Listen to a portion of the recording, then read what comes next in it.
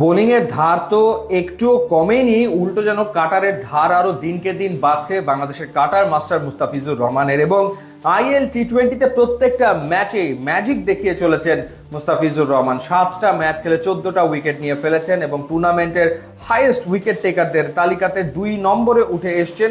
1 নম্বরে রয়েছেন ওয়াকার সালাম খেল, তিনি 8 ম্যাচে নিয়েছেন 15 উইকেট। যেমন তার পারফরমেন্স মনে হচ্ছে নেক্সট ম্যাচেই তিনি আসলে টুর্নামেন্টের সেরা উইকেট শিকারী বনে যাবেন। ইন্টারেস্টিং ব্যাপার হচ্ছে এই 7টা ম্যাচের ভেতরে 2টো ম্যাচে 1 ওভারে 3টা করে উইকেট নিলেন মুস্তাফিজুর রহমান। প্রথমে নিয়েছিলেন MI এমিরেটসের বিপক্ষে, সেই ম্যাচে তিনি 34 রান খরচায় 3 উইকেট নিয়েছিলেন এবং এদিন গালফ জায়ান্টসের বিপক্ষেও 34 রান খরচায় তিনি নিয়েছেন 3 উইকেট এবং 3টা উইকেটে তিনি নিয়েছেন একই ওভারে, 14তম ওভারে। খুবই গুরুত্বপূর্ণ সময়, যেই সময় ওমার জাই এবং জেমস ভিন্সের ভেতরে একটা পার্টনারশিপ গড়ে উঠেছে, 66 রান করে ফেলেছে, তখনই তিনি এসে ব্রেক থ্রু এনে দেন। জেমস ভিন্সকে তিনি আউট করেন, এরপরে ডিকসনকে আউট করেন, হ্যাট্রিকের সম্ভাবনাও তৈরি করেছিলেন। সেই ওভারে তিনি উইকেট নিয়ে ফেললেন 3টা। এরপরে লাস্ট ওভারে পরপর 3জন রান আউট হলো মুস্তাফিজের বোলিংয়ে। তো সেই ক্ষেত্রে 6টা উইকেট পতনে সরাসরি ইনভলভ থাকলেন মুস্তাফিজুর রহমান। মূলত মুস্তাফিজের স্পেশালিটি হচ্ছে ডট বল আদায় করে নেওয়া। T20 ক্রিকেটের সর্বাধিক ডট বল তিনি করেছেন, এই কারণে ফ্র্যাঞ্চাইজি ক্রিকেটে তার এত কদর। কিন্তু ইদানিং আমরা যেটা দেখছি সেটা হচ্ছে তার উইকেট টেকিং ক্যাপাবিলিটি, সক্ষমতা অনেক বেড়েছে। স্কিল তো ডেফিনেটলি আছে, নতুন যেটা মনে হয় যোগ হয়েছে সেটা হচ্ছে যে ব্যাটারের মাইন্ড গেম নিয়ে খেলা, অর্থাৎ ব্যাটারের মাইন্ড নিয়ে প্রতিনিয়ত এখন তিনি যেন খেলছেন এবং উইকেট আদায় করে নিচ্ছেন।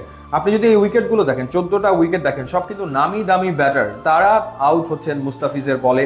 এবং তারা আগেও যেরকম কাটার যে খুব ভালো রিড করতেন ব্যাপারটা তা না, এখনও কিন্তু তারা আসলে কাটার সেভাবে করে রিড করতে পারছে না।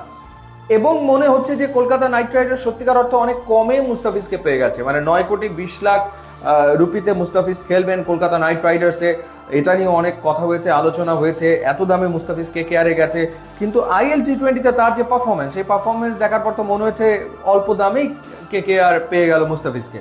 এবং আরও একটা আলোচনা চলছিল যে মুস্তাফিজকে একাদশে রাখা হবে কি হবে না। এই পারফরমেন্স করার পর যদি মুস্তাফিজকে KKR তাদের প্লেইং 11-এ না রাখে, তাহলে কেমন করে আসলে হয়? আমার তো মনে হয় যে ক্যারিয়ারের সেরা ফর্মে এই মুহূর্তে ফিজ রয়েছেন। যেরকমভাবে তিনি বল করছেন, এক কথায় অসাধারণ। এবং অভিজ্ঞতা যে অমূল্য, সেটাই যেন আমরা দেখছি তার বোলিংয়ে।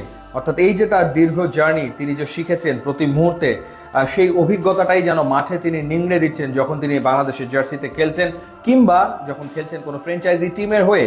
অ্যাবসোলুটলি ম্যাচ উইনিং পারফরমেন্স বিভিন্ন সময় তিনি দিচ্ছেন, দারুণ খেলছেন এবং দলও ডেফিনেটলি উপকৃত হচ্ছে।